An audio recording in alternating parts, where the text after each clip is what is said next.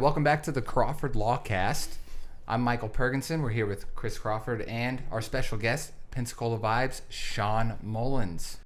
You're a surfer and a skimboarder. I skimboard mainly. Mainly. So skimboarding Surfing is not something that I really do. So the influence with skimboarding in your life is an extreme passion too. Yeah, so I'll start from, let's say after high school, I came to UWF for ROTC. Decided that ROTC wasn't my forte. I switched from major in history to major in advertising and a minor in art. I don't regret any of the ROTC stuff at all. I loved it. I still, love the Blue Angels, and I grew up watching them. And then I got a job at Waterboys as a graphic designer. There we go. Skimboarding was an afterthought. There was nothing. I skimboarded a little bit, but nothing, not even skateboarding.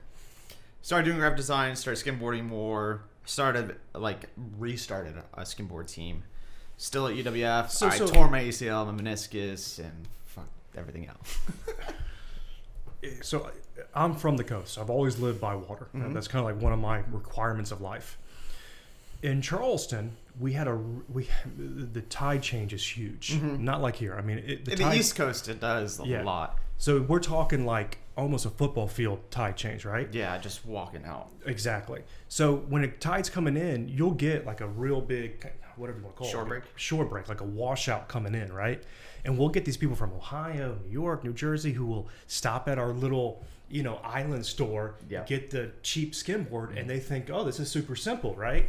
I have seen some of the most horrific falls that you can, that was my summer. Setting up umbrellas and then waiting for someone to fall. Like that's how I spent majority of my day. Yeah.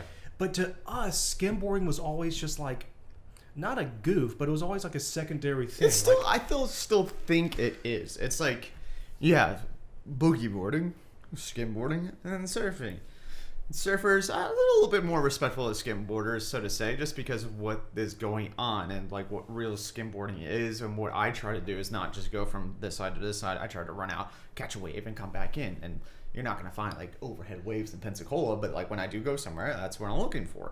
But and then on Pensacola Beach, just to go off what you just said, I saw a kid. I've dislocated my elbow skimboarding. I'm sitting at the beach. This kid's skimboarding. I look back up, and he's hunched over. I'm like, oh, I see that. I know what that is. And he's kind of walking, and I fucking broke his wrist. And so I grab him and bring him to his parents. And I didn't know it was my friend's mom and dad and her brother. But yeah, that's so hard to do. I think it's the most difficult sport to do, extreme sports wise. So you have skateboarding. The skateboard's there.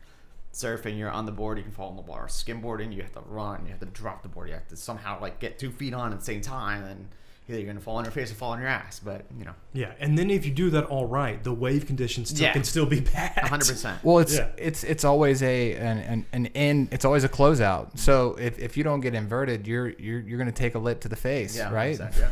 Or you're gonna hit the sand and it's concrete pretty much at that point. Yeah.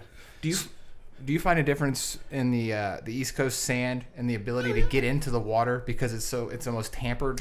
I was gonna say the sand on the East Coast is much more compact, where you got the fluffy crystal sand. Because crystals, Pensacola Beach sand. A guy like you, without water or waves, how far can you just go? Pretty damn far. Would you say 30, 40 yards? This girlish figure that I have. Would you say 30, 40 feet? I would say at least 20 yards. 20 yards? If I could haul ass. I mean, we could do a video of that one of these days when it's fly as shit. I'll go down to the pier.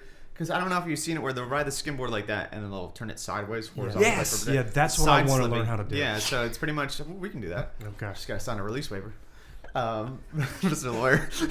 Florida lawyer. That's what I'm talking about. That's going to be the next YouTube. Me breaking my wrist. Yeah, 100%.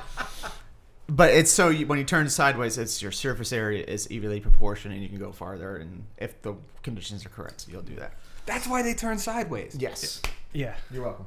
Because I didn't know why, but I knew that they were doing that to go farther. Yeah, because when you're going straight on a wave, if the wave's coming and you're going that way, your weight is to your back foot, which is good because if you're close to the wave, that's why they turn at the last second so you can actually pivot. So the more you know. I surfed majority of my childhood. Then I moved here. Surf here, if you get the right day, it'll be good, right? Yesterday was nice. You have to have the time. Mm-hmm. You literally almost have to have no occupation whatsoever. You got to be able to go on the right day. You have to have a job like mine. Yeah, exactly. So I went and bought one of these new skimboards many years ago because I was like, well, man, I skimboarded when I was a kid. We just take pieces of almost plywood Exactly. shave it down. That was it. Glass it over. So I went and got one that was like Kevlar or something. Carbon fiber. Yeah, it was nice, and then the back had a stop. Traction pad. Yeah, it had a traction pad in the back. And it was cool, but clearly this was like out of my league. Like, Yeah. I had to do It's a different game now. Yeah, completely different game because the speed is insane at that point in time. The board moves so fast. So back in the day, you would run, drop it, Just jump on. take a couple steps, and then you can jump on. With the new ones, when you drop it, you got to be jumping on like right then. Like you have to drop it perfectly and then jump on quickly. It's like skateboarding. It's like skateboarding back in the day. It was just, riding around, do a little tail whip on the ramp, but now it's progressed to, that kid just did a kickflip. What the hell? Like, what the hell was that? What the hell did he just do? And skimboarding is the same thing. Instead of just run, drop, slide, you're catching a wave and doing a 360 shove it, which is a skateboard. It's beyond me without fins too. Yeah. Anyway. My favorite, my only trick that I could do as a skateboarder was a pop shove it tail grab. Good for you. Thanks, damn. man. I mean, that's where it stopped, and it was fairly simple. But is that a move that skimboarders? You could technically do it. Like, I do a 180 grab off a wave, so like it's on the rail, but like grabbing the tail would be difficult, but it's something manageable. Do I want to try to do that now? Not really, because I'm done. I'm tired. I hurt. Do you coach? Yes, yeah, I do teach private lessons and stuff like that. So I manage the skimboard team too. We just had tryouts yesterday. So many years ago, when I was after I realized that the skimboard's like insanely difficult. Yet again, one of these things where this must be magic. There was a skimboard competition that I saw, like maybe over in Navarre. Yeah. And there was somebody who was like a world-renowned dude who was killing it over there. And so this is the other thing. Sophia, who lives here, she's the I want to say 5. I'm just gonna say 5-time women's world champion in skimboarding. She lives here. That's incredible. And Sophia, she kills it. She always has. But yeah, my friend Kale, he's a professional skimboarder. He has his own model.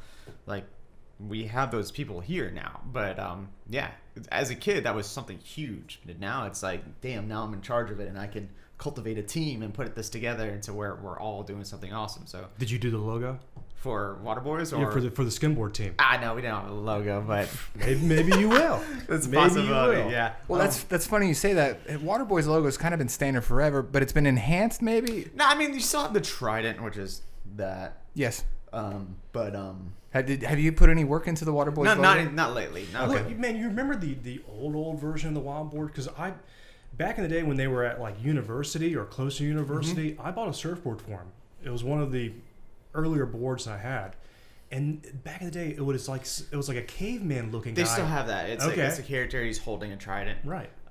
They have that. Then they have a weird Waterboys logo. It's a circle with the WBZ that you can't really tell, but if you looked at it, it's kind of like that. Like, what the hell is that? It looks like my laundry, but yeah, I mean, it has progressed over the years, but the main one is the trident. It's like the Nike check. Right. And that is branding to a T.